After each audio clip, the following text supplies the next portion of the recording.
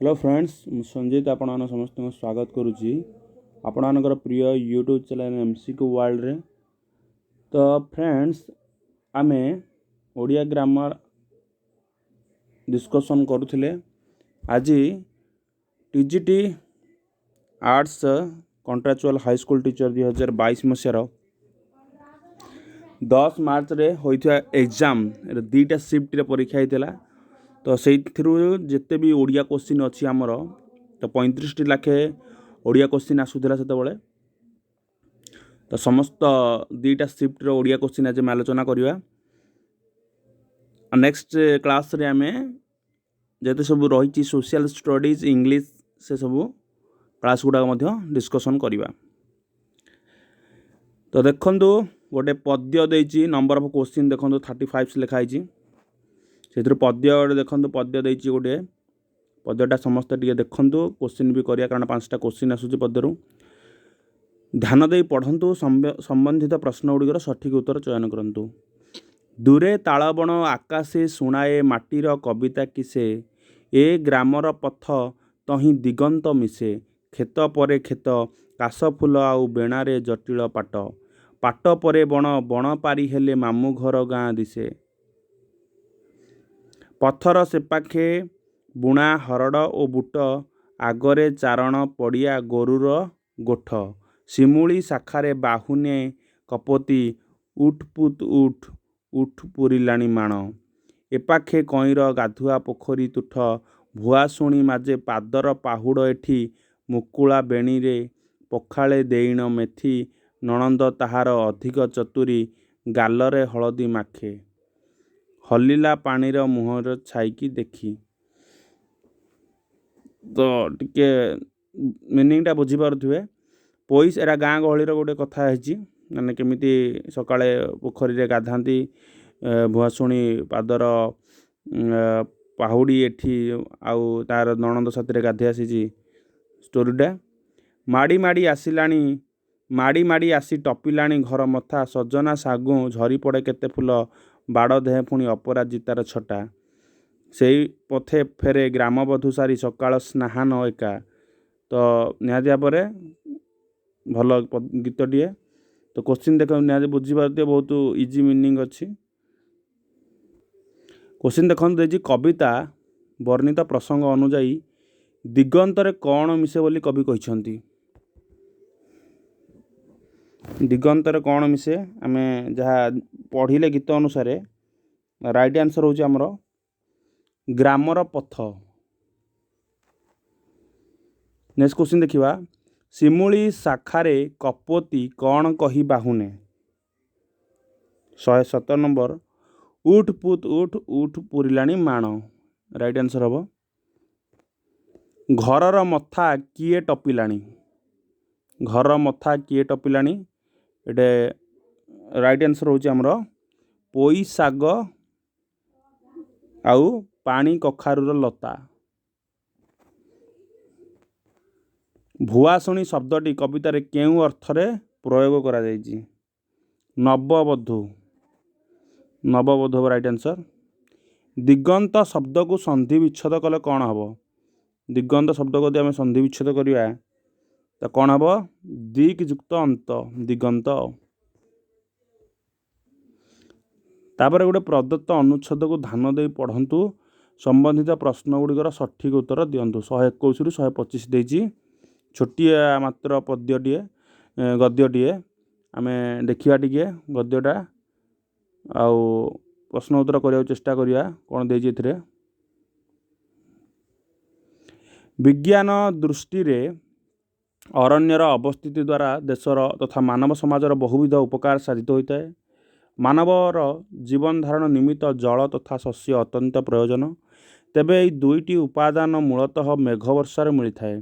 घंच अरण्य थिबा अंचल प्रचुर वृष्टिपात हुए यही कारण ओडिशार अरण्य ओडिशा निमित्त खूब उपादेय अरण्य मध्य मृत्तिका संरक्षण विशेष भाव में सहायक हुए। तेबे आम ओडिशार प्राय 47,000 वर्ग किलोमीटर अंचल मूल्यवान अरण्य परिपूर्ण अरण्यरू लब्ध मूल्यवान काठ झुणा महूल लाख औषधीय सामग्री आमर अनेक उपकार लगी थाए। ବାର୍ଷିକ ପ୍ରାୟ 108 କୋଟି ଟଙ୍କାର ମୂଲ୍ୟର ଅରଣ୍ୟ ସମ୍ପଦ ଓଡ଼ିଶାରୁ ସଂଗ୍ରହିତ ହୋଇଥାଏ। ଶାଳମଞ୍ଜି କେନ୍ଦୁପତ୍ର ସଂଗ୍ରହରୁ ମଧ୍ୟ ବାର୍ଷିକ 100 କୋଟି ଟଙ୍କାର ରାଜସ୍ୱ ଆଦାୟ ହୋଇଥାଏ। ମନେ ରଖିବେ କେତେ କେତେ ଟଙ୍କା ସେ କହୁଛି ସେଇଟା ସବୁ। ଅରଣ୍ୟରେ ବାସ କରୁଥିବା ପଶୁପକ୍ଷୀ ମଧ୍ୟ ଆମ ନିମିତ୍ତ ମୂଲ୍ୟବାନ ସାମଗ୍ରୀ ଭାବରେ ପରିଗଣିତ ହୋଇଥାଏ। ଅରଣ୍ୟଜାତ କଞ୍ଚାମାଲ ମଧ୍ୟ ହସ୍ତଶିଳ୍ପ ପାଇଁ ବେଶ ଦରକାର ଆସିଥାଏ। ଏଥିସହିତ ଅରଣ୍ୟ ଆମର ଜଳବାୟୁ ନିୟନ୍ତ୍ରଣରେ ଓ ପରିବେଶ ସୁରକ୍ଷାରେ ସହାୟକ ହୋଇଥାଏ। ତ କୋଶ୍ଚିନ୍ ଏବେ କରିବା ଦେଖନ୍ତୁ, ବିଜ୍ଞାନ ଦୃଷ୍ଟିରେ ଦେଶ ତଥା ମାନବ ସମାଜର କିପରି ବହୁବିଧ ଉପକାର ହୋଇଥାଏ? ତ ରାଇଟ୍ ଆନ୍ସର୍ ହେଉଛି ଅରଣ୍ୟର ଅବସ୍ଥିତି ଲାଗି। ନେକ୍ସଟ କୋଶ୍ଚିନ୍ ଦେଖିବା, ଆମ ଓଡ଼ିଶାରେ କେତେ ଅଞ୍ଚଳ ମୂଲ୍ୟବାନ ଅରଣ୍ୟରେ ପରିପୂର୍ଣ୍ଣ ଅଟେ? କେତେ ଅଞ୍ଚଳ? ତ ରାଇଟ୍ ଆନ୍ସର୍ ହେଉଛି 47,000 ବର୍ଗ କିଲୋମିଟର। ବହିରେ ବି ଦେଇଛି। ମାନବର ଜୀବନ ଧାରଣ ପାଇଁ କ'ଣ ନିତ୍ୟାନ୍ତ ଆବଶ୍ୟକ? ତ ରାଇଟ୍ ଆନ୍ସର୍ ହେଉଛି ବାକ୍ୟ ଅନୁସାରେ ମାନେ ପାରାଗ୍ରାଫ ଅନୁସାରେ ଜଳ ତଥା ଶସ୍ୟ। ନେକ୍ସଟ ଦେଖିବା, ଓଡ଼ିଶାର ଅରଣ୍ୟରୁ କେତେ ଟଙ୍କାର ମୂଲ୍ୟର ଅରଣ୍ୟ ସମ୍ପଦ ସଂଗୃହୀତ ହୋଇଥାଏ? ଅରଣ୍ୟ ସମ୍ପଦରୁ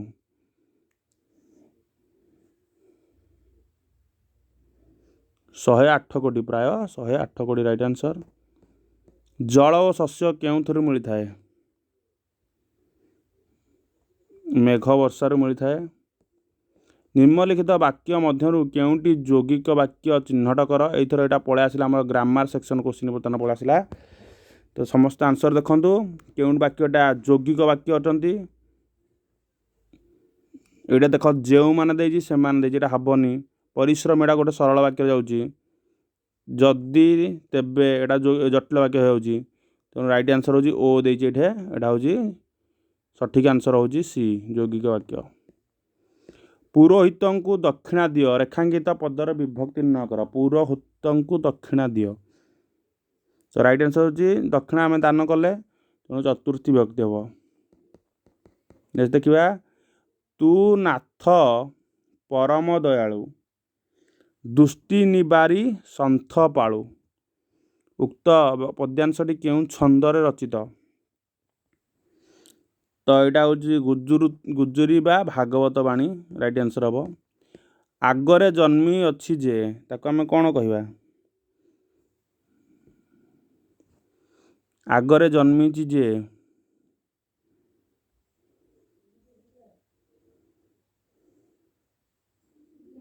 ଅଗ୍ରଜ ତାକୁ କହିବା। କ'ଣ କହିବା?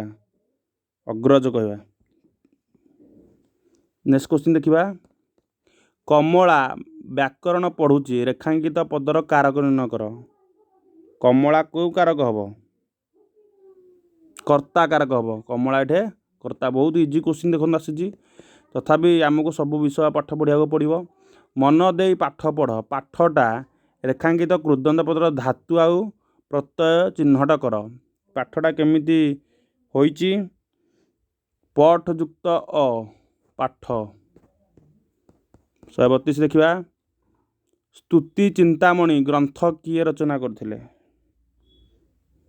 ଏଇଟା ଭୀମ ଭୋଇ। ଏ ବାରମ୍ବାର ଆମେ ବିଇଡ଼ି କୋଶ୍ଚିନ୍ ଯେଉଁ ଆଲୋଚନା କରିଥିଲେ, ଏଇ କୋଶ୍ଚିନ୍ ଆସୁଥିଲା। ନେକ୍ସଟ କୋଶ୍ଚିନ୍ ଦେଖିବା, ଏକାଧିକ ପଦ ଦ୍ୱାରା ସୃଷ୍ଟ କ୍ରିୟାକୁ କ'ଣ କୁହାଯାଏ? ଦେଖ ଡେଫିନେସନ୍ ବି ପଡ଼ିଯାଉଛି। ଏକାଧିକ ପଦ ଦ୍ୱାରା ସୃଷ୍ଟ କ୍ରିୟାକୁ କ'ଣ କୁହାଯାଏ? ମିଶ୍ର କ୍ରିୟା କୁହାଯାଏ ତାକୁ। ରାଇଟ୍ ଆନ୍ସର୍ ହେଉଛି ମିଶ୍ର କ୍ରିୟା କୁହାଯାଏ। ନିମ୍ନୋକ୍ତ ମଧ୍ୟରୁ ଶୁଦ୍ଧ ଶବ୍ଦଟିକୁ ବାଛ। ଶୁଦ୍ଧ ଶବ୍ଦ କେଉଁଟା ହେବ? ଇପ୍ସିତ ଦେଇଛି। ଶୁଦ୍ଧ ଶବ୍ଦ ହେଉଛି, ଦେଖନ୍ତୁ, ଇପ୍ସିତ ହେଉଛି ଅପସନ୍ ବି ହେଉଛି ରାଇଟ୍ ଆନ୍ସର୍, ଇପ୍ସିତ।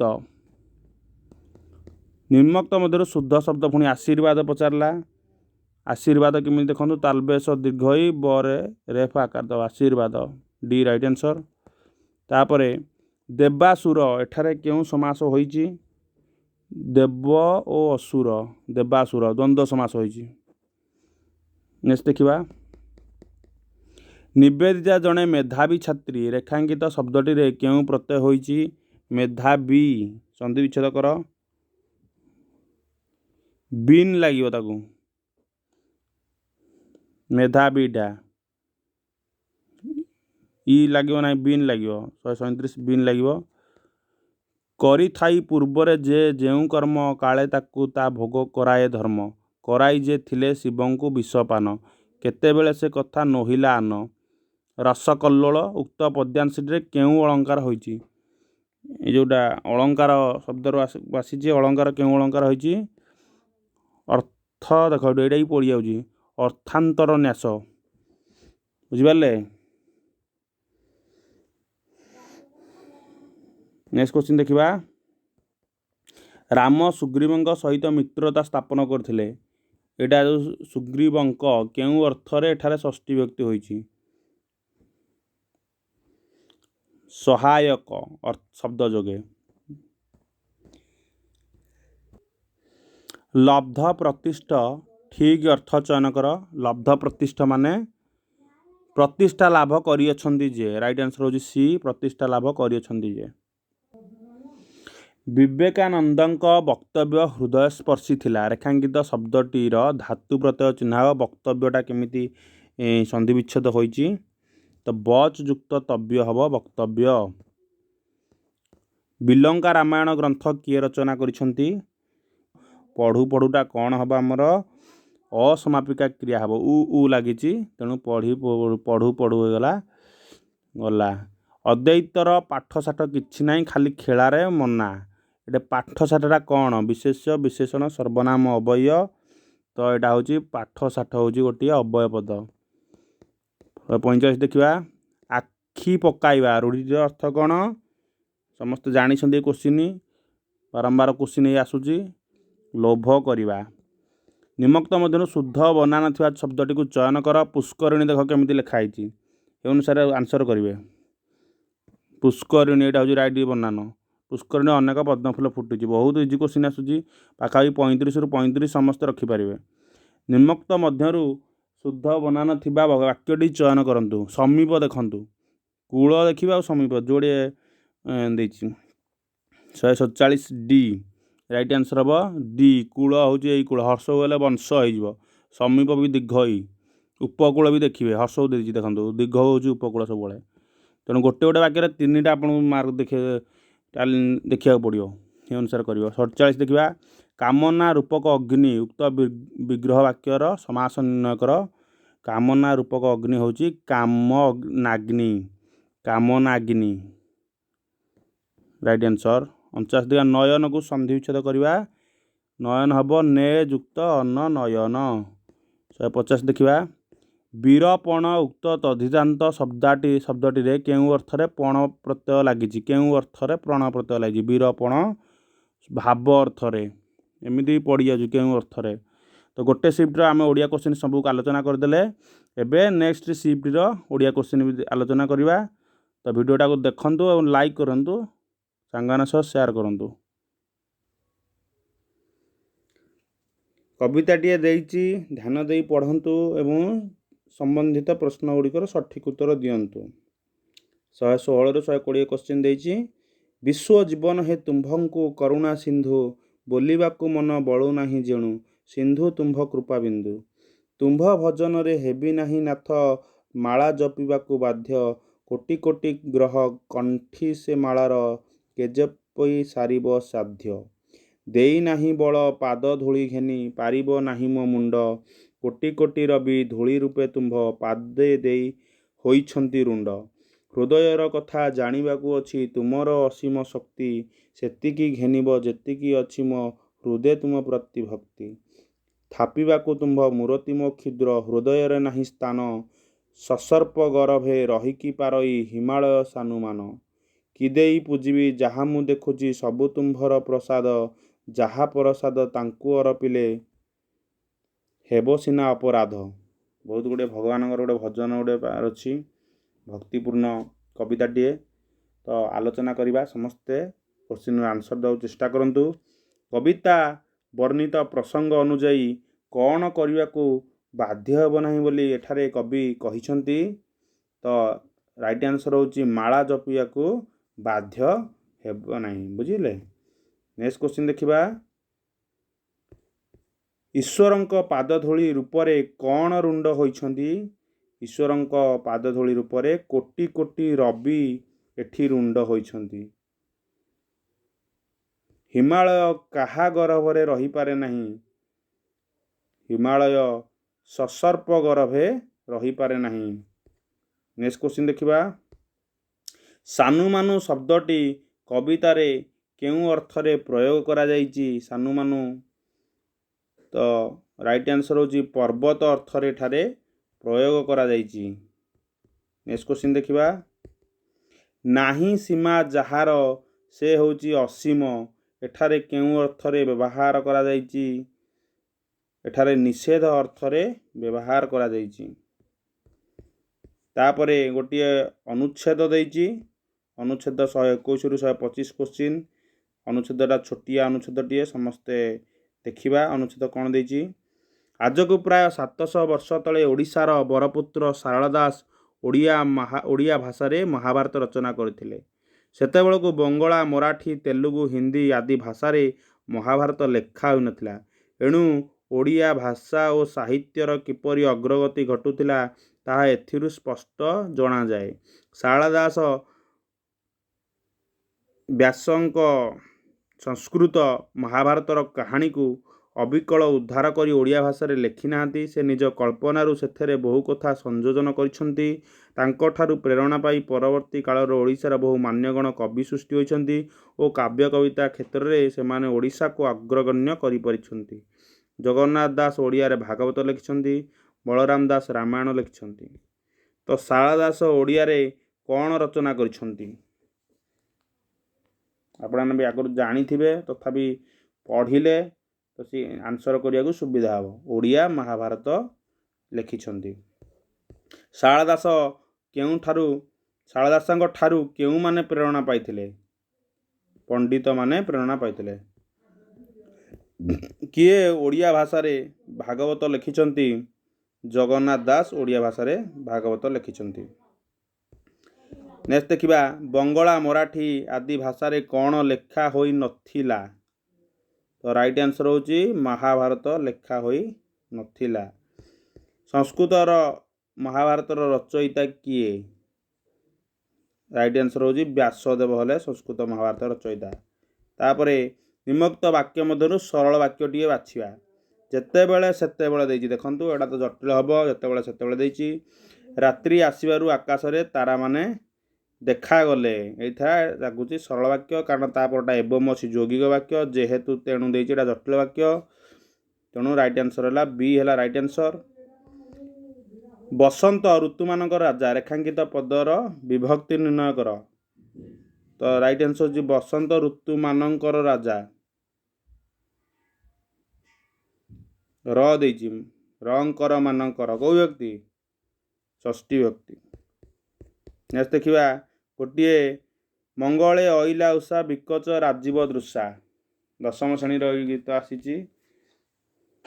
ମଙ୍ଗଳେ ଅଇଲା ଉଷା ଜାନକୀ ଦର୍ଶନ ତୃଷା ହୃଦୟ ବହି କର ପଲ୍ଲବେ ନିହାର ମୁକ୍ତା ଧରି ଉପହାର ସତୀଙ୍କ ବାସ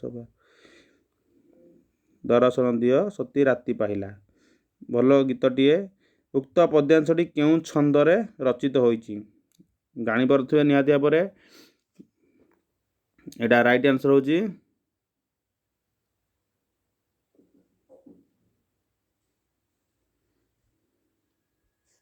ଆପଣ କାଉଣ୍ଟ କରିଦେବେ। ଦେଖନ୍ତୁ ଶବ୍ଦ 1 2 3 4 5 6 7 8 9 10 11 12।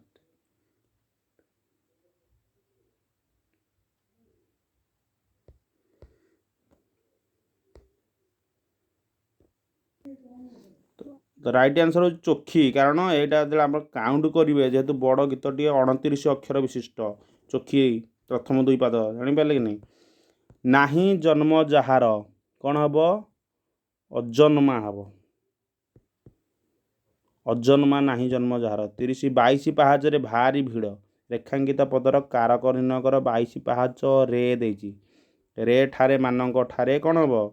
ଅଧିକରଣ କାରକ। ଭକ୍ତ ଶବ୍ଦଟିର ପ୍ରକୃତି ପ୍ରତ୍ୟୟ କର। ଭକ୍ତ ଭଜ ଯୁକ୍ତ ତି ହେବ ଭକ୍ତ। ସମସ୍ତେ ମନେ ରଖିବେ, ଭଜ ଯୁକ୍ତ ତି ଭକ୍ତି, ଭଜ ଧାତୁ। ନେକ୍ସଟ କ୍ୱେଶ୍ଚିନ୍ ଦେଖିବା। ନିମ୍ନଲିଖିତ ସାହିତ୍ୟ କୃତି ମଧ୍ୟରୁ କେଉଁ ପୁସ୍ତକ ପାଇଁ ଗୋପୀନାଥ ମହାନ୍ତି ଜ୍ଞାନପୀଠ ପୁରସ୍କାର ପାଇଥିଲେ? ଏଇଟା ଦଶମ ଶ୍ରେଣୀ ବି ଅଛି କୋଶ୍ଚିନ୍ଟା। ମାଟି ମଟାଳ ପାଇଁ। ଯେ ଗର୍ବ କରେ ସେ ନିନ୍ଦିତ ହୁଏ। ରେଖାଙ୍କିତ ପଦଟିର ସଠିକ୍ ପ୍ରକରଣ କର। ଯେ ଆଉ ସେ, ଯେ ଆଉ ସେ କ'ଣ ଗୋଟିଏ ଗୋଟିଏ ହେଉଛି ସର୍ବନାମ। ଆଉ ଏମାନେ ସର୍ବନାମ। ନିମ୍ନୋକ୍ତ ମଧ୍ୟରୁ ଶୁଦ୍ଧ ଶବ୍ଦଟିକୁ ବାଛ। ଉଷୁନା କେମିତି ଲେଖା ହେବ? ଉଷୁନାର ସଠିକ୍ ବର୍ଣ୍ଣନା ହେଉଛି ମୂର୍ଧନ୍ୟ ସ ହ୍ରସ୍ୱ ଦେବେ ଉଷୁନା। ନିମ୍ନୋକ୍ତ ମଧ୍ୟରୁ ଶୁଦ୍ଧ ଶବ୍ଦଟିକୁ ବାଛ। ଧୂଳିସାତ୍। ଧୂଳିସାତ୍ କେମିତି ହେବ?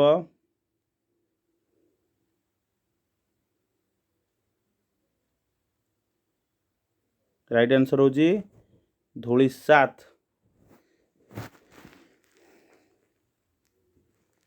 ନେକ୍ସଟ କ୍ୱେଶ୍ଚିନ୍ ଦେଖିବା। ଉପକୂଳ ଏଠାରେ କେଉଁ ସମାସ ହୋଇଛି? ଉପକୂଳ ଏଇଟା ଆମେ ବିଇଡ଼ି କ୍ୱେଶ୍ଚିନ୍ ମଧ୍ୟ କରିଥିଲେ। ଯେଉଁମାନେ ଦେଖିନାହାନ୍ତି ନିହାତି ଭାବରେ ଦେଖିବେ। ଉପକୂଳ, ଉପବନ ଏରା ସବୁ ହେଉଛି ଅବ୍ୟୟୀଭାବ ସମାସ। ଶୈଶବ ଶବ୍ଦର ପ୍ରକୃତି ପ୍ରତ୍ୟୟ ନିର୍ଣ୍ଣୟ କର। ଶୈଶବ ଶିଶୁ ଯୁକ୍ତ ଅ ହେବ ଶୈଶବ। ଶିଶୁ ଯୁକ୍ତ ଅ ହେଉଛି ଶୈଶବ।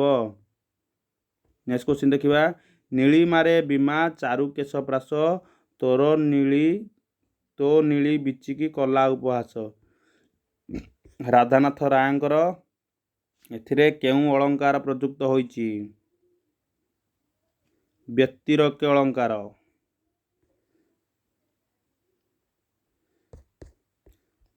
ଦୀପାବଳିରେ ଘରେ ଘରେ ଦୀପ ଜଳେ। କେଉଁ ଅର୍ଥରେ ଏଠାରେ ସପ୍ତମୀ ବିଭକ୍ତି ହୋଇଛି? ଘରେ ଘରେ। ବିପ୍ସା ଅର୍ଥରେ ଘରେ ଘରେ। ଇନ୍ଦ୍ରଜିତର ଠିକ୍ ଅର୍ଥଟି ଚୟନ କର। ଇନ୍ଦ୍ରଙ୍କୁ ଜୟ କରିଛି ଯେ ତାଙ୍କୁ କହିବା ଆମେ ଇନ୍ଦ୍ରଜିତ। ଚଖାର କୃଦନ୍ତ ସଠିକ୍ ପ୍ରତ୍ୟୟ କର। ଚଖାଟା କେମିତି ହେଇଛି? ଚାଖ ଯୁକ୍ତ ଆ। ଚଖା ଚାଖ ଯୁକ୍ତ ଆ। ନିମ୍ନୋକ୍ତ ମଧ୍ୟରୁ କେଉଁଟି ଗୋପାଳ ଚନ୍ଦ୍ର ପ୍ରହରାଜ ରଚନା କରିଛନ୍ତି? ଗୋପାଳ ଚନ୍ଦ୍ର ପ୍ରହରାଜ କେଉଁଟା ରଚନା କରିଛନ୍ତି? ଭାଗବତ ଟୁଙ୍ଗିରେ ସନ୍ଧ୍ୟା। ନେକ୍ସଟ ଦେଖିବା। ମଣିଷ ଏକ ସାମାଜିକ ପ୍ରାଣୀ। ଉକ୍ତ ବାକ୍ୟରେ ରେଖାଙ୍କିତ ପଦଟି କେଉଁ ପ୍ରକାର ବିଶେଷ୍ୟ? ମଣିଷ ଗୋଟିଏ ସାମାଜିକ ପ୍ରାଣୀ। ଏଥିରେ କେଉଁ ପ୍ରକାର ବିଶେଷ୍ୟ? ଏ ମଣିଷଟା ହେଉଛି ଗୋଟିଏ ଜାତିବାଚକ ବିଶେଷ୍ୟ। ଏହି ପିଲାଟିକୁ କୁହ। ଏହିଟା କ'ଣ ଏଠାରେ? ଏହି ହେଉଛି ଗୋଟିଏ ସର୍ବନାମ। ସର୍ବନାମରୁ ପ୍ରାୟ କ୍ୱେଶ୍ଚିନ୍ ଆସୁଛି ଦେଖିବାରେ। ଅଠା ବୋଳିବା ରୂଢ଼ିଟିର ଅର୍ଥ କ'ଣ?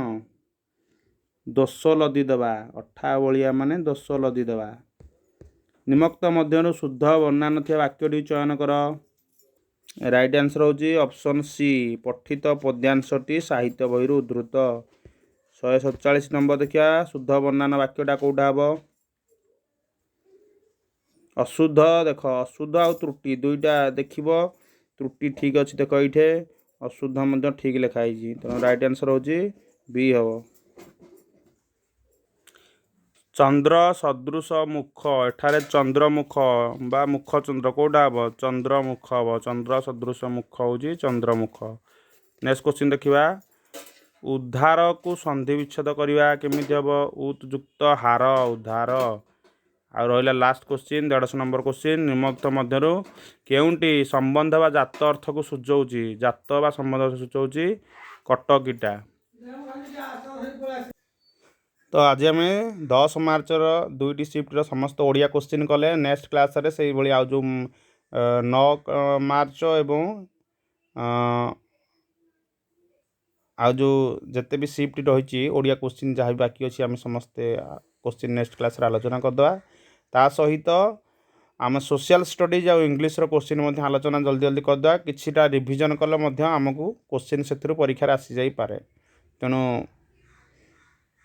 ଆମ ଚ୍ୟାନେଲକୁ ସବସ୍କ୍ରାଇବ୍ କରି ରଖନ୍ତୁ। ତା ସହିତ ଭିଡ଼ିଓକୁ ଲାଇକ୍ କରନ୍ତୁ ଆଉ ସାଙ୍ଗମାନଙ୍କ ସହ ସେୟାର କରନ୍ତୁ।